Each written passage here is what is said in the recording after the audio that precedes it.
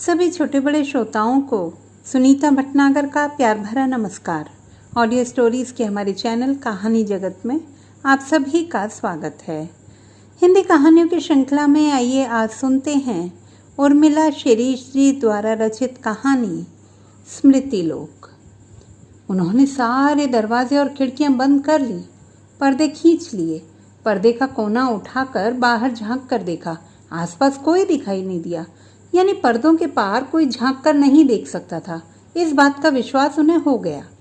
मैदान खाली था, न बच्चे क्रिकेट खेल रहे थे, न गाय भैंस घास की जगह पत्तियां खा रही थी, न ही आवारा कुत्तों ने अपनी जमात बना रखी थी। इस समय आसमान भूरे रंग का होता है। बादलों को आंखों पर जोर देकर देखना पड़ता है। तीखी धूप चारों तरफ फैली होती, उससे बचाव के लिए न सूनी दालानें थीं, न छायादार वृक्ष। यह समय उनका अपना होता है, नितांत अपना। बाइयाँ अपना अपना काम निपटाकर जा चुकी होती थी। पड़ोसनें भी 3-4 बजे के बाद ही घर से निकलती हैं। फ़ोन की घंटी चुप रहती है, इसलिए इस वक्त वे इस घर की चीज़ों की और स्वयं की भी मालकिन होती हैं।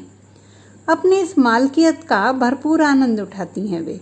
अपनी रुचि का भोजन बनाना, साल भर के लिए अचार, मुरब्बा, बड़ी, पापड़ बनाना, किसी खास चीज़ की इच्छा होती तो तुरंत बना लेती, या फिर टीवी देखना, जो कि बच्चों के घर में रहते हुए नहीं देख पाती, या हाथ पांव पसार कर जी भरकर सोना, या मन किया तो अपने पुराने संगी साथियों, रिश्तेदारों और सहेलियों से जी भरकर बातें करना। उनकी बातों के बीच कोई रोकने वाला नहीं होता। इस समय और इस समय की दुनिया में वे मुक्त परिंदे की तरह उड़ान भरती हैं। मुक्त मन, मुक्त तन, मुक्त आकाश, मुक्त कामनाएं, मुक्त उड़ान, सभी तरह के तनावों से मुक्त, सभी तरह की शंका कुशंकाओं से रहित। पर आज उन्हें एक ज़रूरी काम करना था।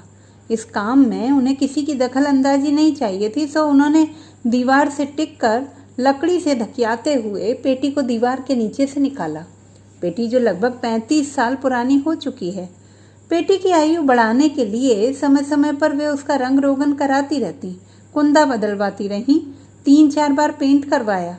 इस बीच कई खूबसूरत मजबूत अलमारियां आईं, पर पेटी और पेटी की सत्ता अपनी जगह कायम रही। पेटी अपनी ठसक, विश्वसनीयता और हैसियत को बनाए रही।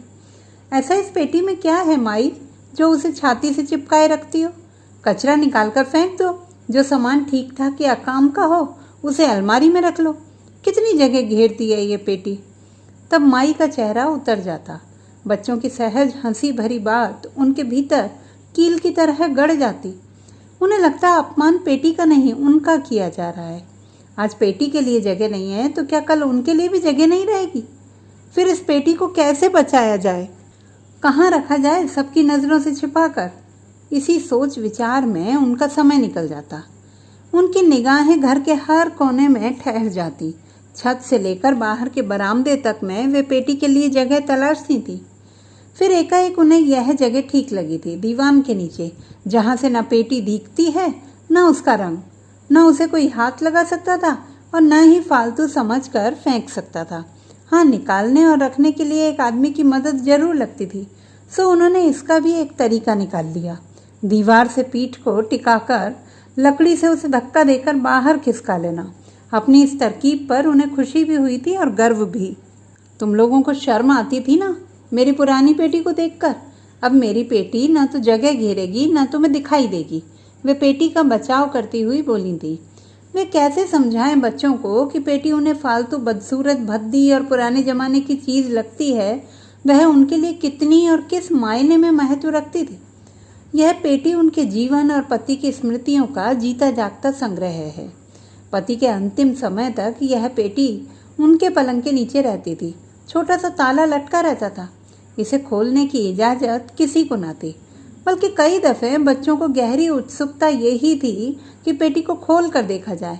पर पिता का डर इतना कि उसे छूने के पहले कई बार सोचना पड़ता था। पति की मृत्यु के बाद उसे उन्होंने अपने संरक्षण में ले लिया था। पेटी उनकी सहचरी बन गई थी, हमराज हो गई थी। जब जब भी उनके पास कोई चीज़ आई या रुपए पैसे बचे, उपहार में मिले चांदी, सोने के सिक्के, जेवर, सबको कपड़े में लपेटकर वे इसी पेटी में डाल दिया करती थी। दुनिया भर का सामान जिसका कोई हिसाब किताब नहीं था, इसी पेटी में समा गया था। इतना ही नहीं, बच्चों के परिवार से, रिश्तेदारों से, बचपन से लेकर उनके शादी ब्याह तक की चीज़ें इसी पेटी में स्थान पाती गई थी। यह पेटी जीवित और मृत, सुंदर और असुंदर, प्रेम और मोह, वैराग्य और मोक्ष की ऐसी जगह बन गई थी जहाँ मनुष्य का मन अटक कर रह जाता है या उस परिंदे की तरह बन जाता है जो बार बार उसी पेड़ पर लौटकर आता है जहाँ कभी उसने घोंसला बनाया था। यह पेटी अतीत से लेकर वर्तमान तक की यात्रा की साक्षी थी, सहभागी थी। पेटी को पास में खींचकर उन्होंने उसे थपथपाया, महीनों से जमी धूल और जालों को कपड़े से साफ किया। पुरानी धूल की गंध से उन्हें जोर का ठसका लगा। पता नहीं कितनी देर तक वे खांसती रहीं। बेटे या बेटी को पता चलेगा तो चिल्लाएंगे कि यह सब करने की क्या जरूरत थी, क्या यह काम बाई से नहीं करवाया जा सकता था।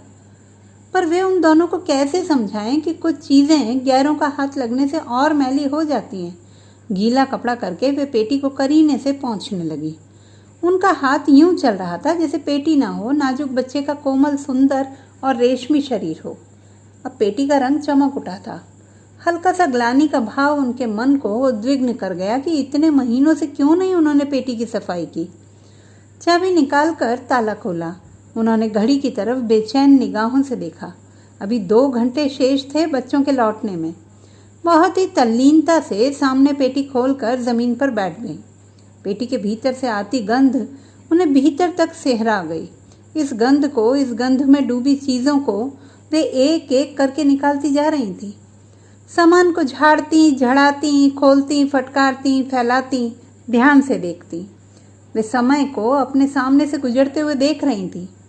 समय जो आगे जाता है भविष्य की ओर, इस समय पीछे लौट रहा था, अतीत में, अतीत के साये में। पुराने एल्बम के पन्ने पलटते हुए वे अतीत में जाकर खड़ी हो गई। हालांकि एल्बम में पीलापन आ गया था, जगह जगह चकत्ते पड़ गए थे, ठीक वैसे ही जैसे इन दिनों आपसी संबंधों में। कितना बड़ा परिवार था, 17 लोगों का। वे सबसे छोटी थी। उनका विवाह भी सबसे बाद में हुआ था, और वो विवाह भी क्या था, वे अपनी माँ के साथ रहती थी। माँ दाई थी, वहीं पर थे बाबूलाल कंपाउंडर। उनकी पत्नी गुजर गई थी। जाति अलग, कुलगोत्र अलग, परिवार पक्के संस्कारों और रूढ़ियों वाला था। लेकिन बाबूलाल स्वभाव से ही विद्रोही थे। जाति पाति, ऊंच नीच, धर्म कर्म को मानते ही नहीं थे। आर्य समाज में जाकर शादी कर ली। हालांकि दोनों में उम्र का खासा फासला था। वे युवा, बाबूलाल की उम्र ढलान पर माँ की मजबूरी ऐसी कि जवान लड़की को कैसे संभाले, कैसे जिम्मेदारी उठाए। रिश्तेदारों ने पुरजोर विरोध किया। परिवार क्या, जाति से ही बहिष्कृत कर दिया। बाबूलाल ने अपना तबादला आदिवासी इलाके में करवा लिया और उनके साथ एक नए जीवन की शुरुआत की। परिवार का एक एक सदस्य कैसे दूर होता गया। उनके जाते ही रिश्ते भी खत्म हो गए थे। भागती दौड़ती दुनिया में भाई बहनों के बच्चों को भी कोई सरोकार न रह गया था। टप टप आंसू टपक रहे थे। कितनी देर तक वे यूं ही फोटोग्राफ्स को देखते हुए आंसू बहाती रहीं। फिर उन्हें लगा यह कोई रोने बिसूरने का समय नहीं है। वे पहले आए थे, इसलिए पहले चले भी गए। जाने वालों की यात्रा कौन टाल सकता है। जीवन यात्रा तो यूं ही चलती आई है। जाने वालों के साथ तमाम अच्छी बुरी चीज़ें और यादें भी चली जाती हैं। दुखी बातों को पकड़कर बैठे रहने से जीवन का सौंदर्य भी नष्ट हो जाता है। स्मृतियाँ प्राय आंसू ही देती हैं। एक बार 4-5 साल पहले पेटी खोली थी, तब सारा सामान यूं ही बांट दिया था। जिसको जो कीमती सामान पसंद आया था उसने किसी न किसी बहाने हथिया लिया था। माई, वो छोटी छोटी चांदी की प्लेटें मोनू को बहुत पसंद हैं, तुम क्या करोगी रखकर।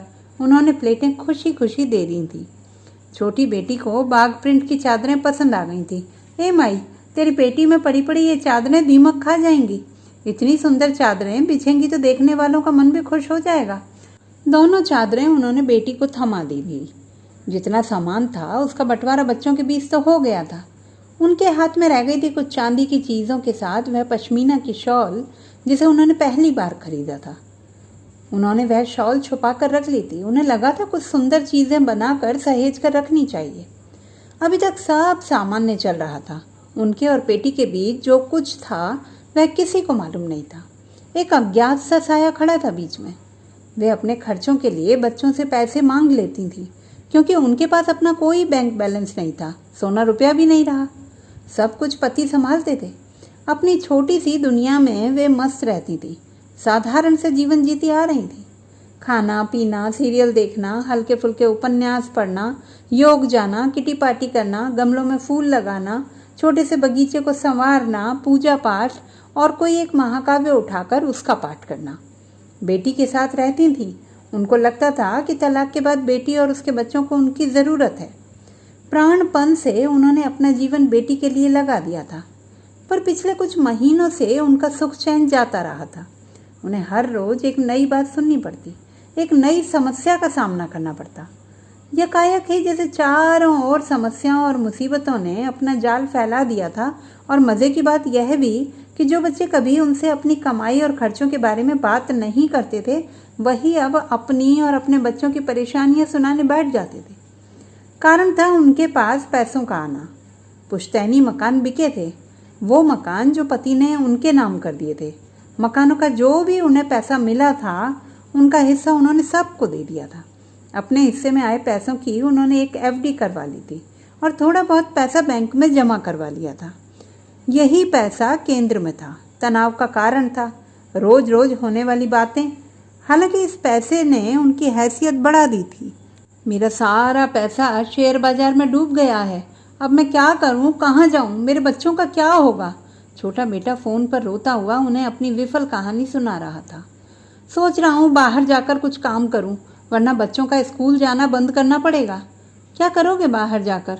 कोई भी बिजनेस। इतने सालों में सबके कहने सुनने पर भी बिजनेस नहीं किया, तो अब क्या करोगे? जब मालूम था कि शेयर बाजार में पैसा डूब जाता है तो लगाया क्यों था? क्या तुम्हारी ऐसी स्थिति थी? माई, मेरा राधा का भी पैसा डूब गया। उसने 50,000 रुपये जीपीएफ से निकाल कर दिए थे। सोचा था उबर जाऊंगा, पर मन करता है, ऐसे हिम्मत हारते हैं क्या? वह चुप रहा। बेटे की चुप्पी ने उन्हें भीतर तक हिला दिया। बच्चों और बहू से बात की तो पता चला कि रोज़मर्रा की चीज़ों की कटौती की जा रही है। सारी जमा पूंजी खत्म हो चुकी थी। सच और झूठ के बीच वे निर्णय नहीं ले पा रही थी कि यह पैसा खींचने का नाटक था या वाकई असफलता का दर्द, हताशा, भविष्य के अंधेरे। यह बता रहा था कि कुल मिलाकर 8.5 लाख रुपए डूब गए। अब जो उनके हाथ में पैसा था वह भी दे दिया और खुदा न खास्ता वह भी गया, तो तुम्हारा और मेरे बुढ़ापे का एकमात्र सहारा फिर क्या बचा? कह तो दिया उन्होंने, पर मन भारी हो उठता, मन धिक्कारने लगता। बेटा मुसीबत में है, बच्चों की पढ़ाई का, भविष्य का सवाल है। नहीं दिया तो सारा दोष मेरे मत्थे आ जाएगा। दादी, मेरे साथ की सारी लड़कियां बाहर पढ़ने जा रही हैं। यहाँ इस छोटे से शहर में कोई स्कोप नहीं है, कोई ढंग का पढ़ाने वाला नहीं है। मैं पीछे रह जाऊंगी, लड़की रोते रोते कह रही थी। तो जाओ, किसने रोका? पर दादी, 40,000 रुपये अभी जमा करने। मम्मी पापा ने तो सब बंद कर दिया है। फ्रिज, टीवी, दूध, रात दिन पापा लड़ते रहते हैं। उनको ब्लड प्रेशर हो गया है। मम्मी अकेली क्या क्या करें? पापा पागल ना हो जाएं। वे गहरी सोच और चिंता में डूब गईं। एक मन करता पैसे दे दें, दूसरा मन करता अगर पैसे दे दिए और फिर से शेयर बाजार में लगा दिए तो? और 1,00,000-1.5 लाख रुपए में आजकल कौन सा बिजनेस होता है? इधर नीना पैसे मांग रही है, उसके भविष्य का सवाल है। लड़के बहू से कितना भी विरोध क्यों ना हो, बच्चों के सवाल पर मन पिघल ही जाता है। उन्हें तो कुछ समझता नहीं है कि कोचिंग कितने की होती है और कितने की ट्यूशन है। इतनी महंगी पढ़ाई, इतने में तो उनके चारों बच्चों ने पूरी पढ़ाई कर ली थी। रात दिन मन झटपटाता रहता। बेटा क्या सोचेगा कि माँ के पास पैसे हैं और वह दर दर की ठोकरें खा रहा है। पोती के बालमन पर क्या असर पड़ेगा कि दादी ने पढ़ाई के लिए पैसे नहीं दिए थे। इससे अच्छा तो तब था जब वे खाली हाथ रहती थी। न कोई अपनी समस्या बतलाना, न उन्हें इस तरह की मारक आत्म तकलीफ से गुजरना पड़ता था। पैसा आते ही वे सलाह देने वाली बन गई थी। 2 दिन की ऊहापोह के बाद उन्होंने नीना को बुलाकर पैसे दे दिए थे। अब उनका मन हल्का था, शांत था, अपराध बोध के भार से मुक्त। कोई चट्टान हट गई हो जैसे। मन और आत्मा दोनों ही जानलेवा युद्ध से मुक्त हो गए थे। चलो, पैसा उसकी पढ़ाई के काम तो आया, अब आगे तो ज़रूरत नहीं पड़ेगी। नहीं, अब मेरे पास बचा भी क्या है। बाद में पता चला कि पहले दिए रुपयों में से बेटे ने 50,000 रुपये लड़की के नाम जमा करवा दिए थे एफडी के रूप में। उनके मन को, विश्वास को, निश्चल चिंता को गहरा आघात लगा था। आघात इसलिए भी लगा था कि उसने पैसों के लिए अपनी अबोध लड़की को भी साजिश में शामिल कर लिया था। एक एक पैसा वसूल कर रहा है, ब्लैकमेल कर रहा है, अब भूल कर भी पैसे मत दे देना। सुनकर बड़े बेटे ने नसीहत दी। मुझे तो शक है वह पैसा भी शेयर बाजार में डूबा होगा। मैं कह रहा हूँ वह फिर कोई कहानी सुनाएगा और तू पिघल जाएगी। तू बचा कर रख पैसा। उन्होंने हिसाब लगाया। सचमुच उनका अपना तो कोई खास खर्च था ही नहीं, न घूमना फिरना, न सामान खरीदना, न कोई और शौक। जबकि हम उम्र महिलाएं देश भ्रमण या तीर्थ यात्रा पर निकलती हैं, बुढ़िया सोने चांदी के गहने पहनती हैं। और वे सोच रही हूँ पुरानी सोने की चूड़ियाँ बदल कर नई चूड़ियाँ ले लूँ। एक दिन उन्होंने डरते डरते कहा। बाकी पैसा कहाँ से आएगा? इतना पैसा सबको दे दिया। मैंने पूछा तुम लोगों से कि कहाँ खर्च किया? थोड़ा बहुत पैसा अपने पर खर्च कर लूँ, उन्होंने हंसते हुए कहा। सब ने उनकी कलाइयों की तरफ ऐसे देखा मानो उन्होंने कोई अनहोनी बात कह दी हो। देखो, माई को इस उम्र में जेवर पहनने का शौक हो रहा है, छोटी बहू ने ताना मारा था। पर पहली बार उन्होंने ऐसा कदम उठाया था जब अपनी इच्छा के अनुसार अपने लिए कोई नई चीज़ खरीदी थी। अन्यथा पूरा जीवन पति की इच्छा के अनुसार चला, तब उनका दौर था, और अब बच्चों की टोका टाकी। कुछ ही दिन शांति के बीते होंगे कि बड़े बेटे का फ़ोन आ गया। सुन माई, मैं तुझसे कहना तो नहीं चाहता था, लेकिन क्या करूं, मेरी सैलरी रुकी हुई है। हाउसिंग लोन की किश्तें भरनी होती हैं, वह भी रुकी हुई हैं। बच्चों को पैसे भेजने हैं। तू एक काम कर, मुझे कुछ महीनों के लिए ब्याज पर पैसे दे दे। जितना ब्याज बैंक में जाता है उतना मैं तुझे दे दूंगा। मेरे पास क्या बचा है? बस वही एक एफडी पड़ी है। एफडी? उस पर तू लोन ले सकती है, बेटे ने प्रस्ताव दिया। जरूरी कितना पैसा चाहिए? कम से कम 25,000। उनका बचत का पैसा जो यहाँ वहाँ से बचाकर चुपचाप पेटी में डाल दिया जाता था, उन्होंने चुपचाप निकाला। पूरे 27,000 थे। बेटा सोचेगा पहले देने से मना कर दिया था, या सोचेगा मैं ब्याज पर पैसे दे रही हूँ, घर में ही साहूकारी कर रही हूँ। पर इन लोगों के चक्कर में सारा पैसा चला जाएगा। मुझे कौन सा छाती पर रख कर ले जाना है? बचा कर रखूँगी तो इन्हीं के काम आएगा। बहुत सोच विचार करने के बाद उन्होंने एक तरकीब निकाली और बेटे से बोली, सुनो, मैंने वर्मा जी से बात की थी। तुम समय पर उनके पैसे लौटा देना और महीने के महीने ब्याज दे देना। कहते हुए मन में खराब भी लगा, लेकिन इस समय वही सही था। मैं सैलरी मिलते ही पैसे लौटा दूंगा, बेटे ने आश्वस्त करते हुए कहा। कुछ महीने तो समय पर ब्याज का पैसा मिलता रहा, पर बाद में बेटे की स्थिति और खराब होती गई। वे कई बार याद दिलाती, तब बेटा कह देता, तू दे दे, मैं तेरा पूरा हिसाब किताब कर दूंगा। बेटा लापरवाही के साथ कहता। कई महीनों का ब्याज चढ़ गया था। वे हर महीने याद दिलाती, पैसा मिले तो पेटी में डाल दें या कोई सामान खरीद लें। पर बेटा था कि पैसे लौटाने का नाम ही नहीं ले रहा था। माई, मैं बाहर जा रहा हूँ, 50,000 रुपये जमा करने हैं। काम अच्छा है, मैं कब तक छोटे मोटे काम करता रहूँगा। एक महीने के बाद छोटा बेटा अपनी समस्या को रख रहा था। देखो नरेश, साफ साफ सुन लो, मेरे पास बिल्कुल पैसे नहीं हैं। मैं जितना दे सकती थी दे चुकी हूँ। एफडी तो है, उस पर लोन लेकर दे दे। मैं सारी किश्तें चुका दूंगा और तेरी एफडी भी बची रहेगी। नहीं, यह सब नहीं होगा, अपनी व्यवस्था खुद करो। गुस्से में आकर उन्होंने फ़ोन रख दिया। क्या सचमुच बच्चे इतने ही परेशान रहते थे और उन्हें बताते नहीं थे, या उनसे पैसे लेने के लिए ये तमाम परेशानियां बताई जा रही हैं? रात रात भर वे करवटें बदलती रहीं। मन करता क्या रखा है इन पैसों में, दे दो, सब दे दो, खाली कर लो अपने आप को। हो सकता है इन पैसों से उनका काम चल निकले, रोज रोज मांगने की नौबत ही ना आए।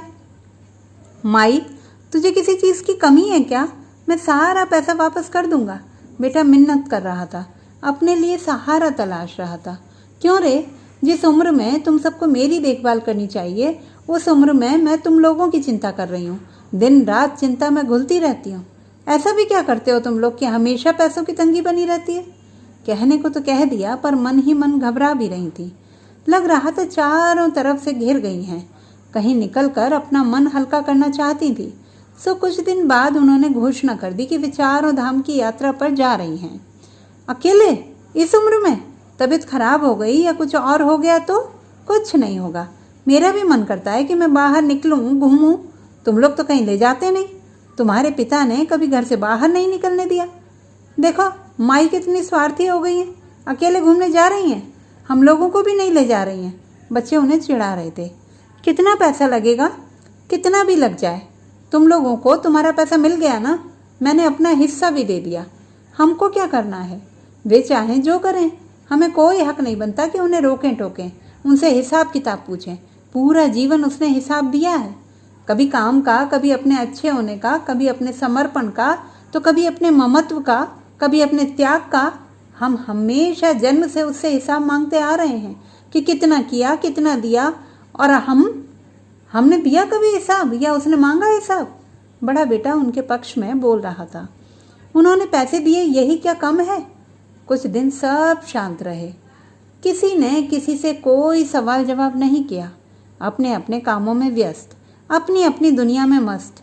पर सारी बातें उनके दिल दिमाग में घूम रही थी, उन्हें बेचैन किए हुए थी। उन्हें लगने लगा था कि यह ज़माना इतने सीधेपन का नहीं है। रिश्तों, यहाँ तक कि खून के रिश्तों में भी दृश्य अदृश्य दरारें होती हैं। विश्वास अविश्वास की दरारें, लेन देन की, सत्ता शक्ति की, अधिकार और हैसियत की। थोड़ा नाटक, थोड़ी बातें, थोड़ी बहानेबाजी तो आनी ही चाहिए। पेटी में पड़ा खाली बैग थोड़ा थोड़ा भरने लगा था। अपनी बूढ़ी होती देह को संभालना भी उन्हें जरूरी लगने लगा था। दर्द, वो भी बुढ़ापे का दर्द। यह दर्द फुर्र से उड़ता बहता शरीर के किसी भी हिस्से में अपना घोंसला बना लेता था। अब छोटी छोटी बातें उन्हें आहत करने लगी थी कि बेटों के घरों में उनके लिए मजबूरीवश या किसी अन्य कारणवश जगह नहीं थी, या कभी उन्हें लगता कि अब बेटी के पास भी उनके लिए समय नहीं है। दफ्तर से लौटते ही वह ऊपर अपनी बेटी के पास चली जाती है, जबकि वह दिन भर से उसका इंतजार कर रही होती हैं। या उसका बेटा उन पर चिल्ला पड़ता है, उसे उनकी टोका टाकी पसंद नहीं आती है, या उनके अपने बेटे उनको उतना महत्व नहीं देते। बहुओं के मन में अपनी अपनी गांठें हैं। फिर उन्हें लगा नहीं, उन्हें रोती धोती दयनीय बुढ़िया नहीं बनना है। वे किसी की दया पर नहीं जीना चाहती हैं। अपने होने की प्रतीति करवानी पड़ती है, अपना अधिकार मांगना पड़ता है। उन्होंने पासा पलटा, अपने भीतर का ग्लानि भाव उन्होंने धो डाला। जितना करना था कर दिया। अब वे बच्चों को रेस्टोरेंट ले जाती, मोहल्ले में होने वाले समारोहों में भाग लेती, किटी पार्टी में जाती, सारे त्योहारों पर सबको आमंत्रित करती, खुद भी सलीके से रहती, बालों को रंगती, आइसक्रीम कोल्ड ड्रिंक्स बुलाकर पीती। हर रोज नई चीज़ें बनाना खिलाना उनकी दिनचर्या में शुमार हो गया था। मन को ठेस पहुंचाने वाली बातों को उन्होंने छुपाना या दरकिनार करना सीख लिया था। पर यह सब उनकी तरफ से किया गया प्रयास था। बड़ा बेटा फिर उनके सामने खड़ा था, उदास बुझा चेहरा, कई दिनों से गोया सोया ना हो, इस तरह की सूरत बनी हुई थी। क्या हो गया? क्या बताऊं माई? हो क्या गया, कुछ पता तो चले। मुझे एकाएक पैसों की ज़रूरत आन पड़ी है। मेरे पास तो है नहीं। तुमने वर्मा जी के पैसे लौटाए होते तो दोबारा मांग सकती थी। एफडी के पैसे नरेश ने ले लिए हैं, तूने दे दिए। उसको झटका सा लगा। तो क्या करती? आत्महत्या करने की धमकी दे रहा था। मुझसे एक बार पूछा तो होता। क्या पूछती, क्या बताती? हरामखोर बहाने बनाता है, तू उसकी बातों में आ जाती है। क्या ज़रूरत थी उसको पैसे देने की? कितने रुपए ले चुका है? वो चाहता है तेरे पास पैसे ना रहें। अगर तेरे पास पैसे रहे तो मैं ले लूँगा। जाने भी दो, पैसे पड़े ही तो थे, उसके काम आ जाएंगे। मैं तो चाहती हूँ वह काम धंधे में लग जाए, बस।